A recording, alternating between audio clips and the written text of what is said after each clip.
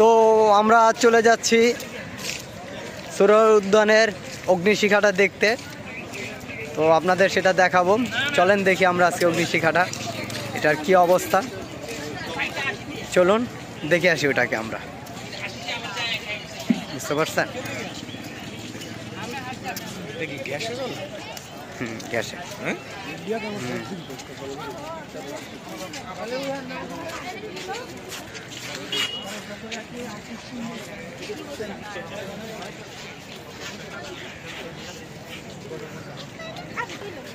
কি লাগছে?